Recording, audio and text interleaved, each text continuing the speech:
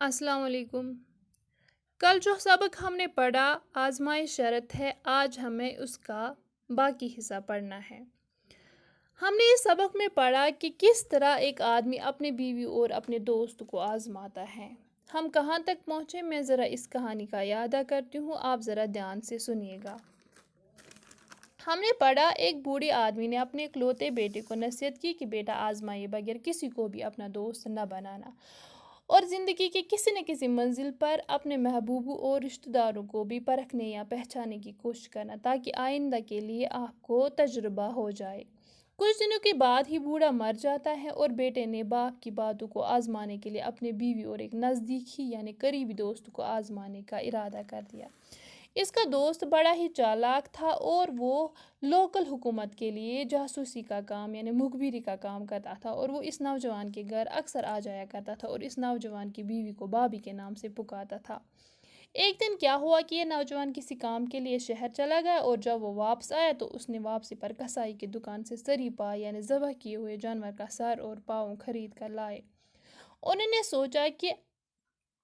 اس نے سوچا کہ اپنے مرے ہوئے باپ کی نصیحتوں پر تجربہ کرنے کا یہ اچھا طریقہ ہے۔ اس نے کیا کیا، اس نے اس سری پا یعنی ذبح کیے ہوئے جانور کے سر اور پاؤں کو تھیلے میں بھر دیا اور آدھی رات ختم ہونے کے بعد اپنے گھر پہنچا۔ اس نے اندھیرے میں گھبرائی ہوئی آواز میں اپنی بیوی سے کہا کہ وہ گھر میں روشنی نہ جلائے اور خود ایک کدال یعنی ایک نوکدار آلہ زمین کھودنے کا ایک نوکدار آلہ لے کر چپ چاپ اپنے آنگن میں ایک گڑھا کھودنے لگا۔ اس کی بیوی حیران رہ گئی۔ اس نے اپنی بیوی کی اس حیرانگی کو خوف و ڈر میں تبدیل کرنے کے لیے کہا کہ اس نے اپنے ایک پرانے دشمن کو قتل کر دیا ہے اور اس کی کھوپڑی کو انتقاماً اپنے آنگن میں دفن کرنا چاہتا ہے۔ اور اس کی بیوی چپ چاپ گڑھا کھودتی رہی اور نوجوان نے اپنے ہاتھوں سے اس تھیلے کو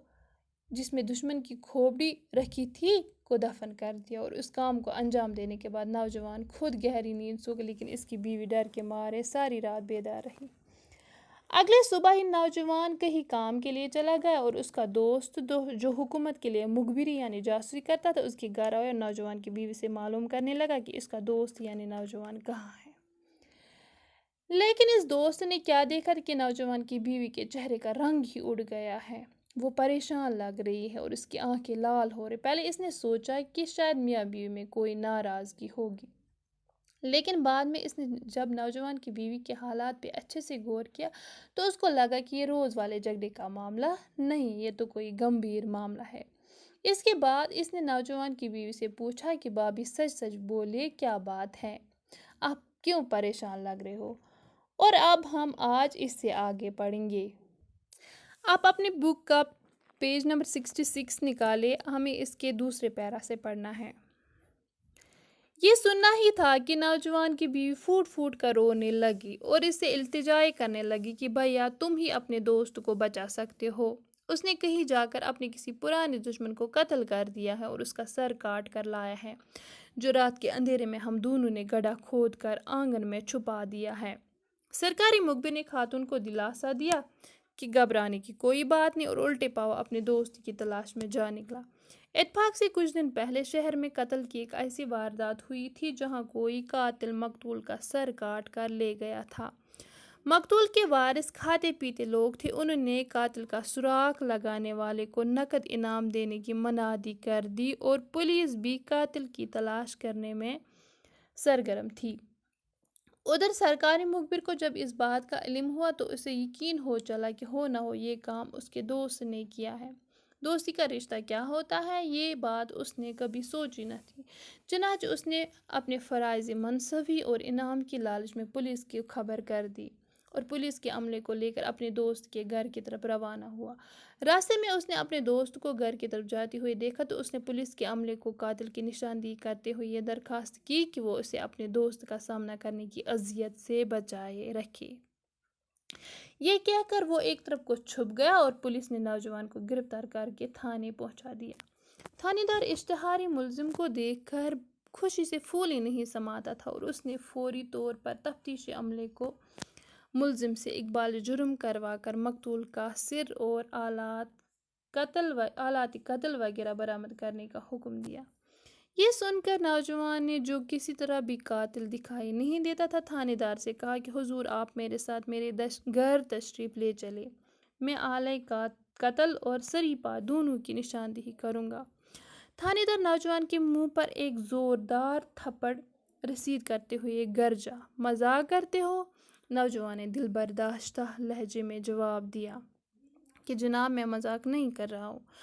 آپ مجھے میرے گھر تو لے چلے۔ تھانے دار نوجوان کو ساتھ لے کر اس کے گھر پہنچا تو نوجوان کی نشاندہی پر گڈھے میں سے وہ تھیلا برآمد کیا گیا جس میں سریپا رکھے ہوئے تھے۔ نوجوان نے تھانے دار سے مخاطب ہو کر کہا کہ حضور مقتول کا سر تو آپ نے ملاحظ فرما لیا، اب آلات قتل باقی ہے۔ ان میں سے ایک آلہ تو میری بیوی ہے جسے آزمانے کے لیے میں نے یہ ڈھونگ رچایا، اور دوسرا آلہ آپ کا وہ مخبر جسے آزمائے بغیر میں نے دوست بنایا تھا۔ اب تھانے دار سمجھ گیا کہ یہ سارا قصہ محض آزمائش کا تھا۔ جو ہی اس دوست نے نوجوان کی اس بیوی کو کہا کہ آپ سچ سچ بتائیں کیا بات ہے،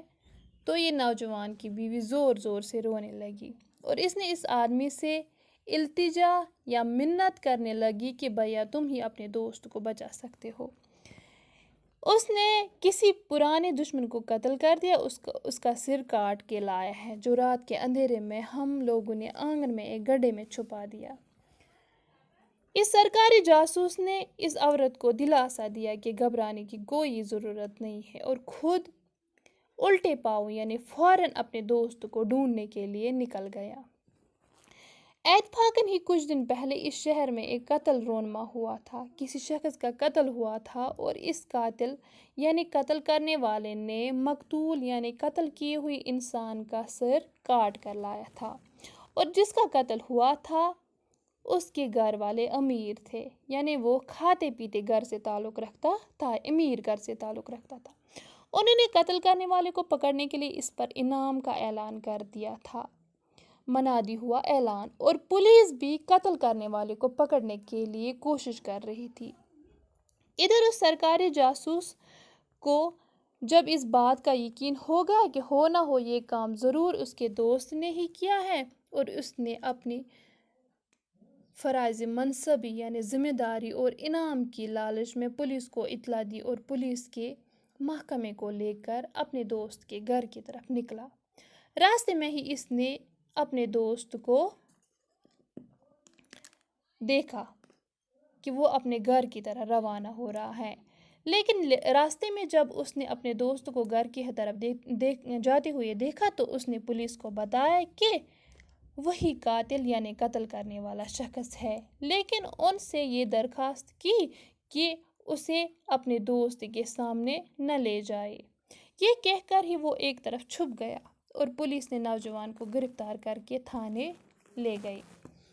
تھانے دار اشتہاری ملزم یعنی وہ ملزم جس کے لیے اشتہار دیا گیا تھا یا جس کے لیے انعام رکھا گیا تھا کو دیکھ کر بڑا خوش ہوا، اور پولیس کے ان افراد ہوا فرد کی جمع، پولیس کے ان لوگوں کو جو جانچ پڑتال کرتے ہیں ان کو آرڈر دیا کہ فوراً اس سے اقبال جرم یعنی جرم قبول کروا دو اور قتل کیے ہوئے انسان کا سر اور ان اوزاروں کو جن سے قتل ہوا ہے فوراً برآمد کر دو۔ یہ سن کر ہی نوجوان جو کسی بھی طرح قاتل نہیں لگ رہا تھا، قتل کرنے والا نہیں لگ رہا تھا، نے تھانے دار سے بولا، سر آپ میرے ساتھ میرے گھر تشریف لے چلے تاکہ میں قتل کرنے کے اوزار یا قتل کرنے کے آلات اور سریپا دونوں کی نشاندہی کروں گا۔ تھانے دار نے نوجوان کے منہ پر ایک زوردار تھپڑ رسید کر دیا، ایک زوردار تھپڑ مار دیا اور زوردار آواز میں گرجتی آواز میں اس سے کہا، کیا مزاق کر رہے ہو؟ نوجوان نے غمگین لہجے میں جواب دیا کہ جناب میں مذاق نہیں کر رہا ہوں، آپ میرے گھر تو چلیے۔ تھانے دار نوجوان کو ساتھ لے کر اس کے گھر پہنچا اور اس نوجوان کی نشاندہی پر وہ تھیلا برآمد کیا گیا جس میں سریپا رکھے ہوئے تھے۔ نوجوان نے تھانے دار سے مخاطب ہو کر کہا کہ سر مقتول کا سر یعنی قتل کیے ہوئے شخص کا سر آپ نے دیکھ لیا، لیکن اب ان آلات قتل یعنی قتل کے آلے یعنی قتل کے اوزار دیکھنے باقی ہیں۔ ان اوزاروں میں سے ایک آلہ میری بیوی ہے جس کو آزمانے کے لیے میں نے یہ ڈونگ رچایا یا ڈرامہ کیا تھا۔ دوسرا آلہ وہ مخبر یعنی آپ کا جاسوس ہے جسے آزمائے بغیر میں نے اسے اپنا دوست بنایا تھا۔ اور اب تھانے دار سمجھ گیا، تھانے دار کو یہ سمجھ آئی گیا کہ یہ پورا قصہ جو ہے، یہ پورا معاملہ جو ہے، یہ صرف آزمائش کا تھا۔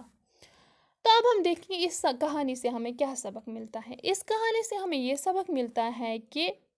جیسے کہ میں نے ابتدا میں ہی، جیسے کہ میں نے تمہید میں ہی بتایا تھا کہ آزمائے بغیر کسی کو بھی اپنا دوست نہ بنانا چاہیے، اور زندگی کے کسی نہ کسی مرحلے پہ اپنے عزیزوں اور رشتہ داروں کو بھی آزمانا چاہیے، یوں ہی اندھا دھند کسی پہ بھروسہ نہیں کرنا چاہیے۔ اب ہم آج کے ہوم ورک کی طرف آتے ہیں۔ آج کا ہوم ورک ہے، آپ اس کہانی کا خلاصہ یعنی سمری اپنے الفاظ میں لکھیں گے، اور سبق کے آخر میں جو مشکل الفاظ لکھے ہوئے ہیں ان کا معنی یاد کریں گے اور ان کی پریکٹس بھی کریں گے۔ اللہ حافظ۔